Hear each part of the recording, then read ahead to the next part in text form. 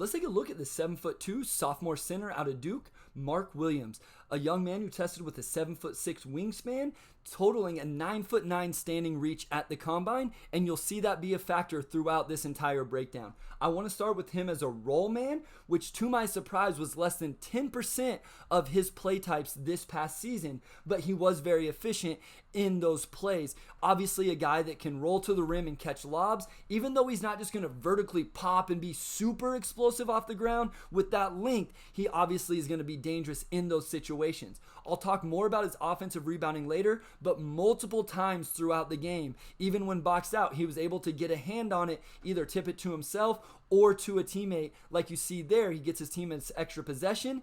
And then as a roll man, it wasn't just dunks and lobs. Almost what was more impressive to me was his ability to catch and stop. Even whenever the weak side was coming over to rotate, here you see him do a great job keeping the ball high so these little guards can't get their hands on it. He plays through that and then able to finish at the rim. He was 18 of 26 in pick and rolls as the roll man, 1.63 points per possession.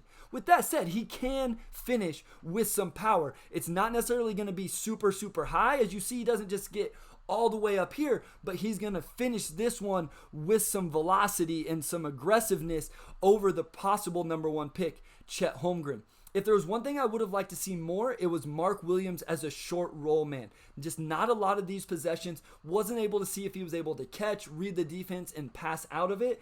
Averaged less than assists per game, less than a turnover per game as well. So as you can imagine, just not in a situation to make those decisions very much. I thought early in the season, sometimes he would roll a little bit too deep. On this one, I think you can make that argument, but again, what I like is he's able to catch, stop himself without traveling, and then play through the weak side defender coming over, and then go and finish at the rim still. I thought that was very, very impressive from him. And then as the season went on, I thought he did show signs of reading the defensive scheme a little bit better and what he needed to do. So here it looks like Notre Dame is going to ice it. So he reads his man overplaying, puts his foot in the ground, cuts back to the rim. Again, the weak side swipes at the ball, but he keeps it strong and able to finish with his left hand, which is another thing I thought he did really well. Now, I do think there's other little nuances he can get better at. Here, I would have loved to see him recognize that the weak side had come all the way down into the lane, had helped in here, and he could screen him off or post him up to get his teammate a wide open shot in the weak side corner. Just a little small subtle thing, but as much as he's going to be in ball screen and rolls, I think those things are important. Again, with his size, a guy that's going to be a lob threat and finish threat in the dunker spot. You see him catch one here and get fouled, get himself to the free throw line, where he did shoot 73%. Not a lot of shots outside of around the rim. He was 68% around the rim on 263 attempts, only 22 other attempts outside of that. But that 73% at the free throw line is something that is intriguing. One thing I would have liked offensive rebounding wise, and I hate to critique a guy who averaged 2.6 a game, but I thought he could have anticipated shots and worked for position a little bit more. Right here, shot goes up, and I feel like he just allows himself to get boxed out. And I think part of it, because of that 9'9" standing reach, he's been able to just reach over, box out. Here against Chet Holmgren, a very long player in his own right, he's still able to use that length to get a hand on the ball, tip it out, and get his team an extra possession. So again, I don't like to critique it too much. I just think he could be even more of an impact if he anticipated shots and worked for position a little earlier. But you see here in transition, able to go up over the defender and finish with some nice soft touch off the backboard. And speaking of transition, I think he is a guy that can change ends of the floor. So you see him get a block, get out and run, and then again, he shows the ability to catch, stop his momentum without traveling, actually takes a little bit of contact in his lower body, and then shows that left hand finish yet again. I think his left hand, I'm really, really intrigued by his ability to finish with that around the rim. And then some more nuance to his game that I think he could add. He runs the floor hard here, doesn't get the ball. I don't want to see him give up on the play. I want to see him stop right here and post up Drew Timme. Get this early transition post position. Maybe Paolo Banchero catches and is able to drive off of that. Maybe Paolo catches and then he throws it in. I just think there's some little small things that he can continue to add to be an impact, because he's not a guy that you're just going to run plays and sets for to throw throw the ball to him in the post. He finished around the rim at just 51% on his post-ups this past season. So you see a nice one here. Again, going to that left hand, very intriguing, very exciting to see him do that. But he doesn't have a whole lot of post moves that you can really feel super excited about. So you see him here try to go to the spin, loses the ball, and then I do think he's a guy that can add some strength. He's not going to be able to catch, back you down, back you down, back you down in that way. That's not his kind of game. And then even on this one, I love the patience there and the little pass fake, but he goes to the spin. He's actually created an advantage, but he doesn't take advantage of it because he's just not quite quick enough, ends up stepping out of bounds before he's able to get the shot off. So I do think initially he's a rim runner, pick and roll lob threat, interested to see what he can do in the short roll and if he can add some of those nuance to his game.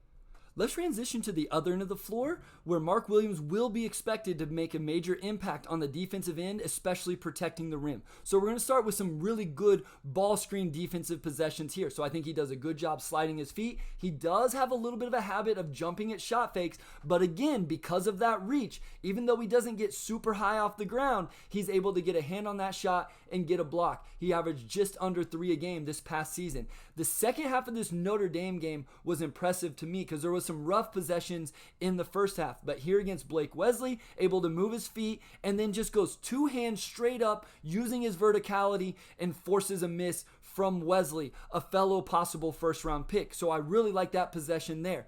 And then I do think he has to do a better job finding out how deep do I drop, how much do I have to commit to a jump shooter, those type of things. So this one I think he does a good job. Nobody's rolling, the offensive player staying on the perimeter, so he's able to step up, contest that one well, and help force a miss on that possession. And then I don't know how switchable he is, but I do think maybe he can hold up in small sample sizes, especially early in his career. Just using that length, you see him stay in front of the ball handler there.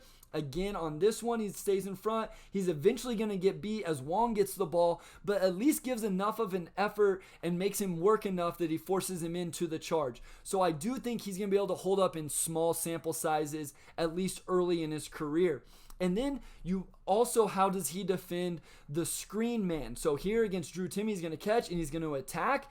I think Mark Williams does a good job here, sliding his feet, holding his ground, and again, just two hands straight up verticality, forcing the miss. Doesn't jump on that possession. That's when he gets himself in trouble a lot, is when he goes for those shot fakes. And then also defending pick and pop guys. So here against Arkansas, able to close out, gets his hand up, slides his feet. Offensive player is able to spin off of him, but using that length, not necessarily explosiveness off the ground, but using that length is able to block the shot. Now, there are some possessions that make you wonder, will he be able to do it consistently? How well will he be able to do it? So let's stick with the kind of pick and pop situation. So here he drops. I realize his teammate falls and it puts him in a tough closeout.